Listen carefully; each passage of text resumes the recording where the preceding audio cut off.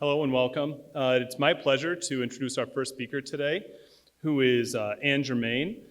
Anne is the Chief Operating Officer and Senior Vice President for Regulatory Affairs for the National Waste and Recycling Association, which is responsible for establishing and implementing strategies for recycling, landfilling, sustainability, and she has over 30 years experience in the industry. Anne is also a board-certified environmental engineer with a master's in civil engineering from the University of Delaware and a bachelor's in civil engineering from Virginia Tech. And with that, we welcome Anne Germaine, and she'll be today talking on plastic recycling and chemical contamination in recycled plastic. Thank you.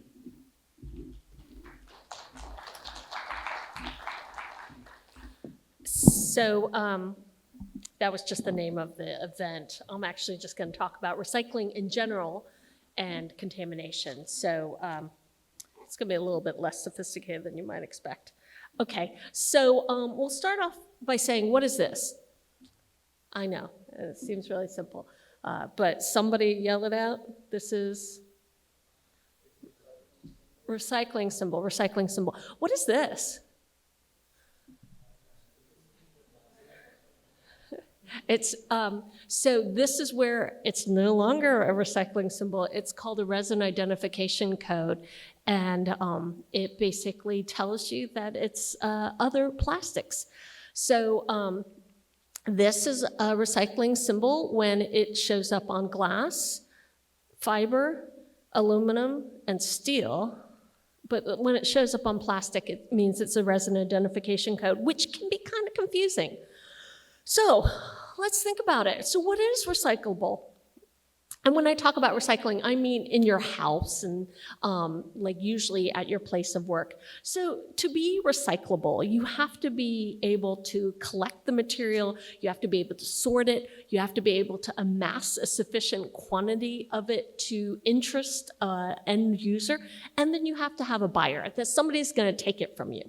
So all that needs to be in place in order for something to be recyclable. So in general, in the US, recyclables include cans, bottles and jars, boxes, newspapers, and magazines. And this is what's available to be recycled. You can't really see very clearly on the right, but in general, you can see the top three things are, from a plastic packaging perspective, those are the things that can be recycled in your recycling bin. So plastic bottles, whether it's PET, so that's generally your beverage bottles, HDPE bottles, which those are going to be more like shampoo, laundry detergent, things like that. Natural HDPE, which is milk jugs, unless you're in Canada, in which case you bag your milk. And then polypropylene tubs, which are your number 5. So number 1s, 2s, and 5s in bottles and jars. And then once you get into the clamshells and everything else, the acceptability of those materials goes down significantly. So when we think about what is recycling, or what is recyclable and what can you say is recyclable, the FTC, which is has these green guides which say in order to be considered recyclable and to be able to claim that, you have to be able to show that 60% of facilities across the country accept your materials. Okay, so looking at recycling in the US, recycling collection costs more than processing. People often think a lot about the processing cost, but it's actually the collection that is 2 to 2.5 times the cost of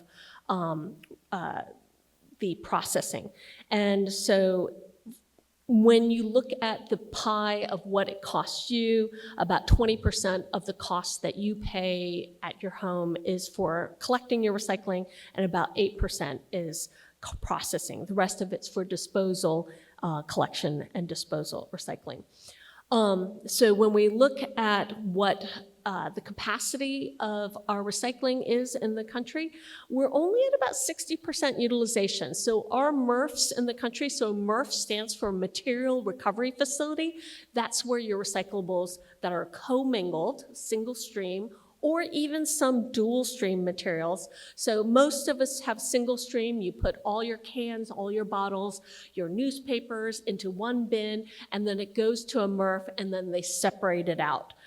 Dual stream, they'll take cardboard to separate it out from your mail and mixed paper, and then they'll separate out the different containers. So that's the dual stream.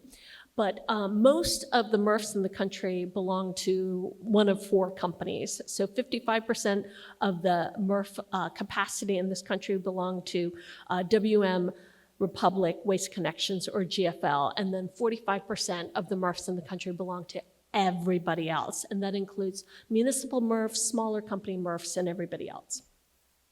So when we look at, MRFs, like how much material how much does it bring in? How much like money?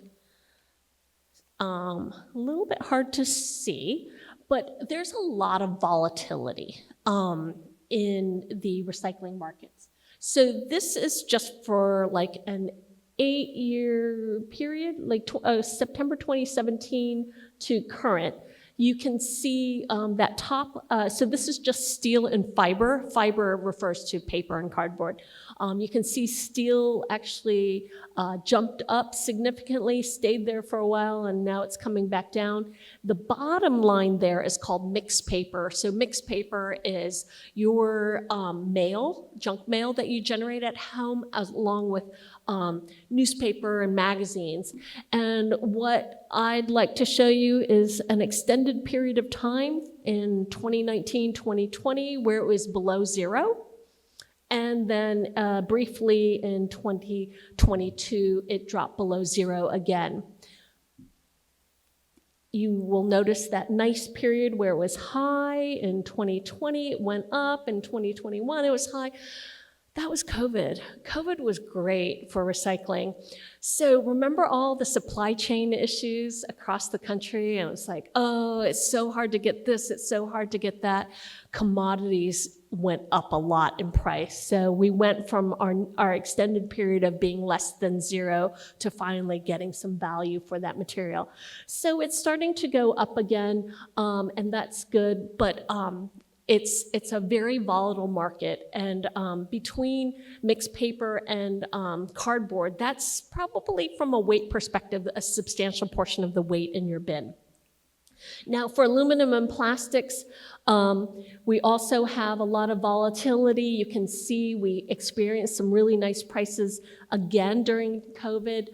We actually saw natural HDPE, that's your milk jugs, that went higher than aluminum. Aluminum's traditionally always been the most expensive thing. It went higher than aluminum briefly, but then it came back down, and now aluminum is still king. So the highest one at the end there in orange is aluminum. And that gets a lot of money, but some of our other plastics not as valuable.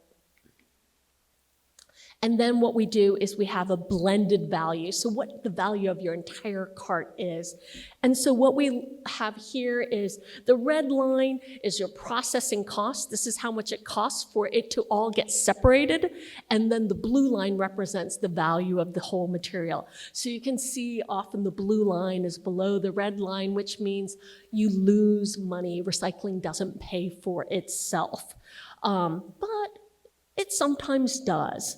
And so right now we're at a point where it's kind of break even. So where does it go?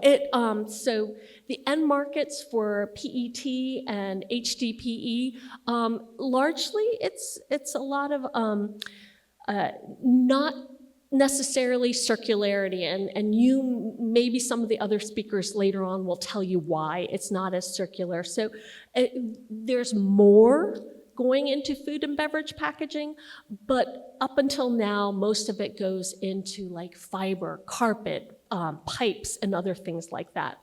A lot of it was leaving the country, but China objected. They had a campaign a policy that they put in place called National Sword, where they were defending China, and they objected to exports. So most American companies they're no longer exporting outside of North America. So Canada is now our largest export partner, and Mexico is the second largest. Lower exports on fiber as well. So you can see what's domestic is significantly higher than what is exported, but some of that still does get exported. And India is our largest trading partner here. So there's less objection to the fiber moving overseas. So contamination. And we have interactive portions on contamination. So let's talk a little bit about contamination. Do you guys feel like you really understand how to recycle, what can be recycled, and what to do right? I brought stuff with me all the way from DC.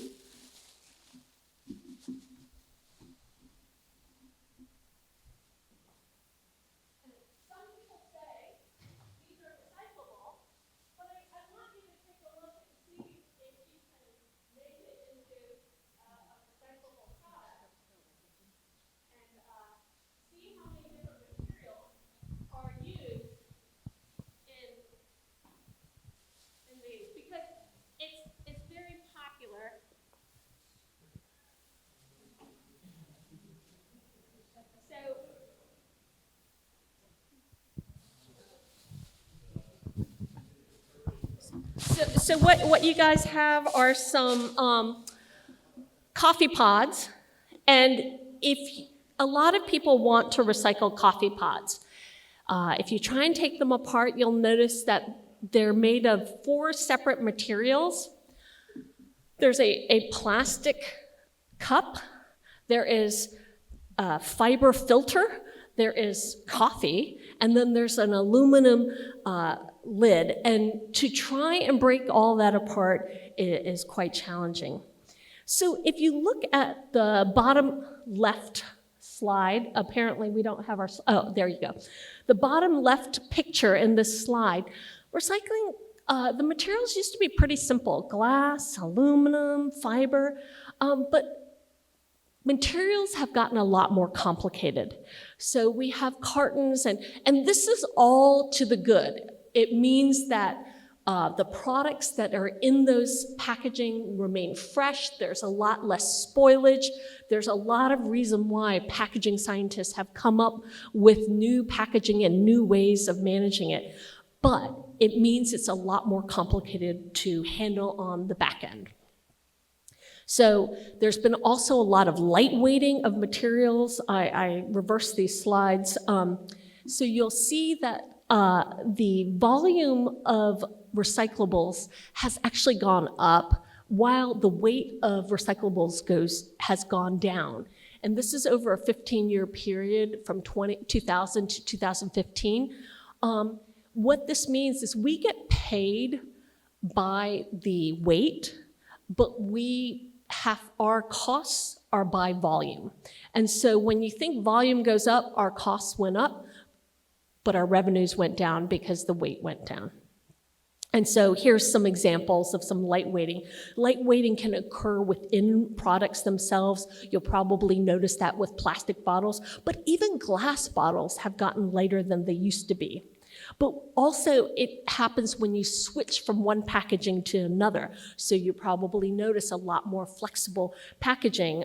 So like if you have tuna that was in a can and it now is in a pouch, it's a lot better environmental profile from a sustainability perspective, but from a recycling perspective and a recycling management perspective, a lot more challenging.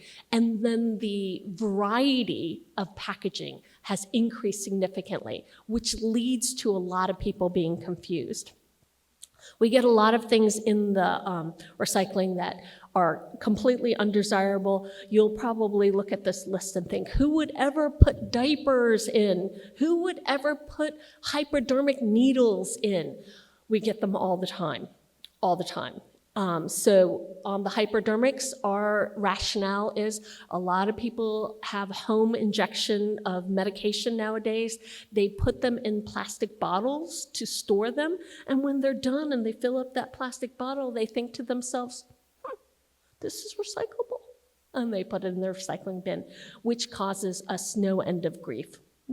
So we also have a lot of people saying no, but this kind of messaging sometimes is complicated for people because our attention spans have also decreased. It's really hard to get people to pay attention, especially because this is not the most exciting topic in the world. If you go home and try and have a conversation with your family about what can you recycle, most of the times you're going to get them walking out of the room.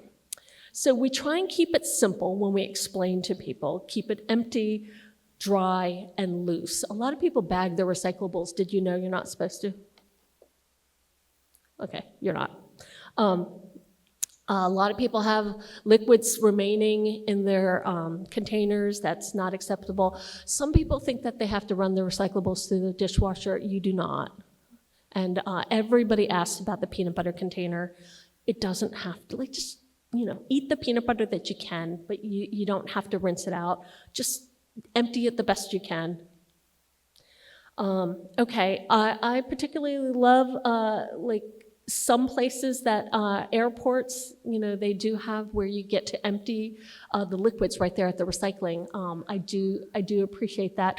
And then this particular Jackson Hole Airport also had a recycling for bear repellent spray, which I appreciated because I'm sure other people would think, oh, this is a can, it can be recyclable.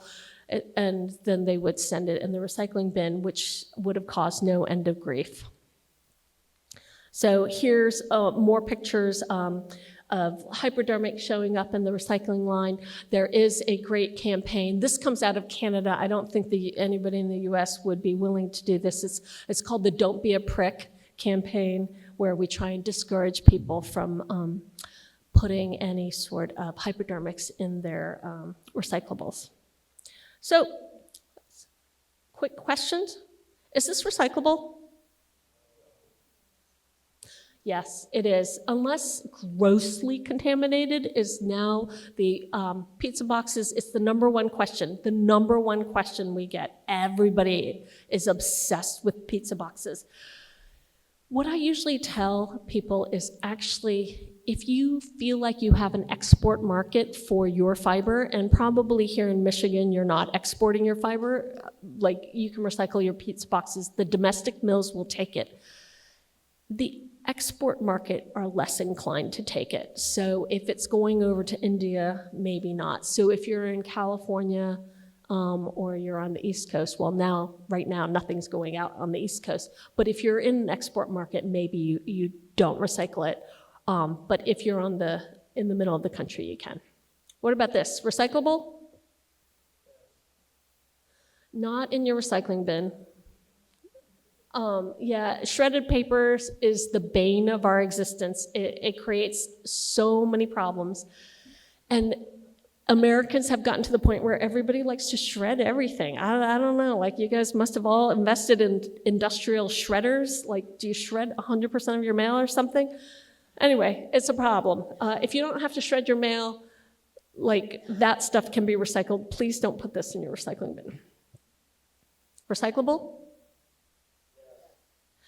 If it's on the bottle. If it's loose, no. So yes, recyclable, but we say caps on, so keep it on the bottle. So do you feel like the labels are part of what's gonna educate you? This is some stuff we've got. My husband uses lots of products, so this is all his stuff. None of it's mine.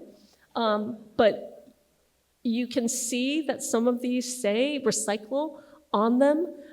These are tubes. Nobody accepts the tubes.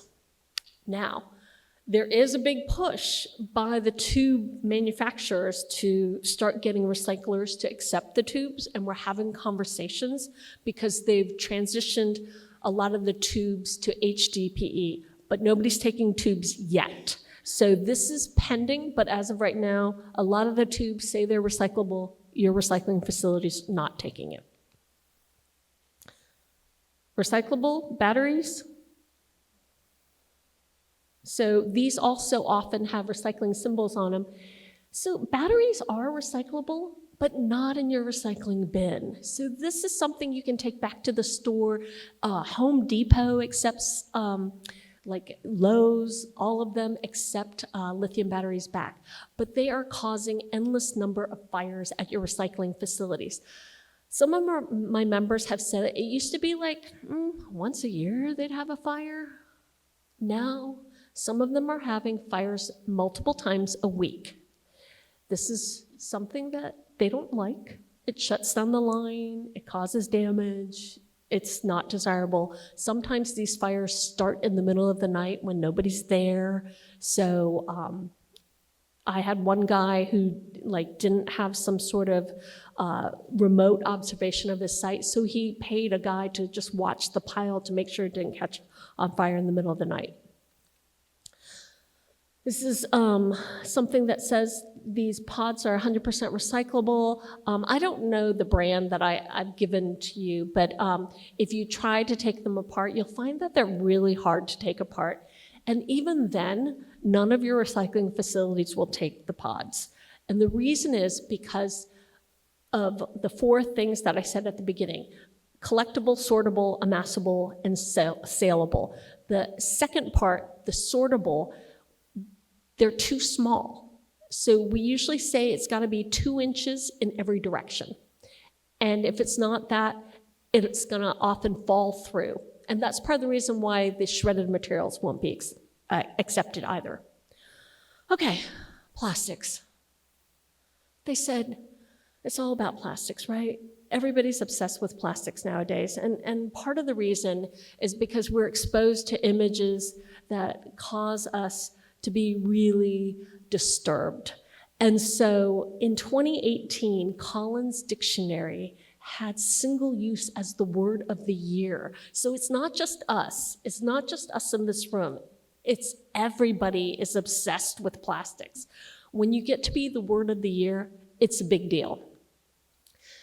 In 2018, the stat of the year, the statistic of the year was that 90.5% is the amount of plastic that's not recyclable. When it's the statistic of the year, it's a big deal. People care. It's like what's on people's minds.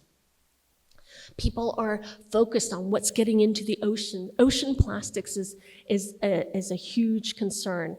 And if you'll notice here, the US or North America is the only part of this report where microplastics exceeded the macroplastics. So when you think about our primary contribution from North America, it's going to be microplastics.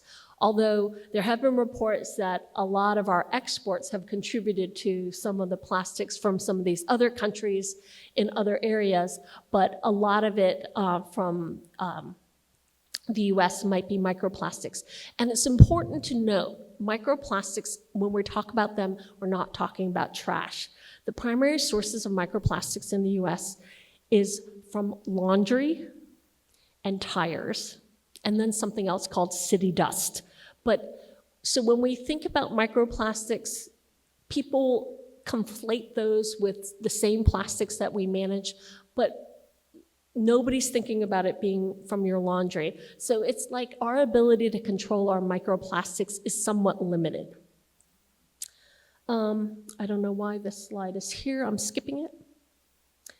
So now I'm going to go into a little bit about general waste management in the US. So our recycling, our waste generation rates from a per capita basis has been pretty steady. It's declined a little bit since its peak in 1990. That jump in 2018 is because they changed their calculation methodology. It was not actually a jump, but it's really annoying because I have to explain that every time I show this slide. They started including disposal, garbage disposal waste. So they estimated the amount of food you put down the garbage disposal, and they added it to this number where it was never in this number ever before. So that's why you had that jump. But other than that, it did not go up. So the generation per capita hasn't gone up, but total keeps going up slightly because of population reasons. But recycling has also not really moved the needle lately. It's we had like a big jump in the 80s and 90s and early part of the century, but it's kind of been a little bit stagnant. So right now, more than half the waste in the US still goes to landfill. And only about a quarter of it gets recycled, and then we have some composting as well. So if you look at it from a generation perspective, the largest amount of waste that we generate is that top thing that hovers over everything else. It's not plastic, it's paper. So paper is the largest amount that we generate, but it's also the largest amount that we recycle. So that top line is also, this is for recycling only, that top line is paper again. So then if you take out the paper, what ends up going to your landfill, that top line was paper, but you can see it's dropped to number 3. And so now number 1 and 2 are no longer paper, but food and plastics. And so food and plastics will be the primary thing that people focus on because that's the primary thing that's going into, or number 1 and 2 of what's going into your landfill. So 24% of it's food, 18% of it's plastics, and as a result, people are really focused on it. But even despite all that, we encourage you, if you do not know whether something is recyclable, please throw it out. Otherwise, you can do a little bit of research and check and see whether it's recyclable. That's fine too. But please don't put it in the recycling bin and think that they're going to fix it at the recycling plant. That contamination just adds to the problem. We have a waste hierarchy where we try and focus on landfill is at the bottom. Ideally, you recycle more, but wish cycling is not how you should do it. You should recycle what you can, but then what you can't throw away. And don't be afraid to throw away things, because our waste management priorities in the US, even though landfilling is at the bottom, landfills are there to protect human health and the environment. They are the last barrier between us and the environment. And so the material that you throw away is protected.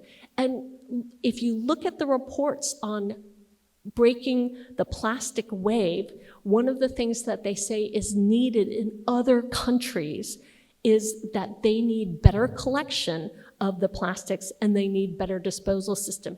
And the reason is that even though they recycle a lot, because they have insufficient disposal systems and insufficient collection system, a lot of that material doesn't end up going to a landfill. Instead, it ends up in the waterways, which gets carried out into the ocean. So this is one of the best ways that you can do to protect the environment. Okay, with that, I'm done.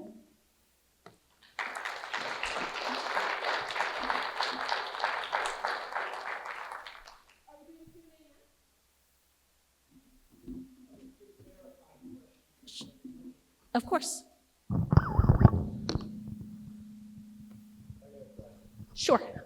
How come my recycling container says no pizza boxes? Oh. Okay. And you said yes. I mean, so I'm very confused by some of the presentation because what's on top of my recycling container doesn't always align with what you just said. So always go with what your locality says. So that's number 1. So if your locality says no pizza boxes, then no pizza boxes.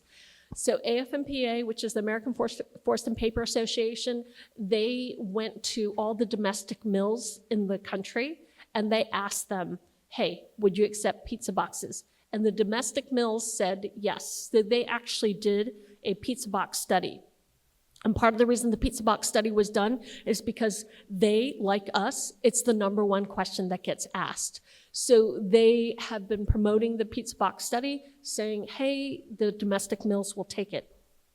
One of the reason I mentioned the export market is that there's still a lot of fiber that does get exported, and they didn't query the international mills. And if you have a bunch of pizza boxes in a shipping container that's going across the ocean for 6 weeks, then there is a chance on the other side of the ocean when they open the shipping containers, the inspectors might say, hey, this smells like rotten pizza in here. We are going to reject your shipping container. So because of that, that's part of the reason why I said, you know, if you think you're part of an export market, you might want to check with your local municipality rather than just assuming. But for the most part, if your local municipality hasn't weighed in on the issue, you can assume that if it's a domestic product, that the domestic mills will accept it. Hopefully that was clear as mud. Go ahead. Okay, now it's on. Thanks for a very interesting presentation. Learned a lot, so thank you. It seems to me, building on the theme of learning, that we don't know a lot of things about recycling, just as general everyday consumers. Do you see that as a big issue, number one? Because I didn't know that I'm putting bad stuff in my recycling. I just did not know. And you enlightened me on this, but I suspect I'm not alone. What should be done to educate people like me so that we have a good heart, we want to do the right thing? How do you help us know what is the right thing to do? So most people's recycling is managed by their municipality. And so what we usually do is, to this gentleman's point where he says he has a sticker on his recycling bin, and where if I said something that contradicts the sticker, please go with your sticker, because the local municipalities have the final say in what's accepted. Because some areas have very aggressive recycling systems that can accept a lot more material. You saw the blended value. So by accepting more materials, usually you're accepting lower value materials, and that municipality has decided to accept some of the lower value materials despite the fact that they're going to be losing money. And so there's decisions that are being made at a local level that if you care about the stuff, you should check with your municipalities. But the rules I gave are like general guidance that are applicable widely. Any other questions? Okay, thank you.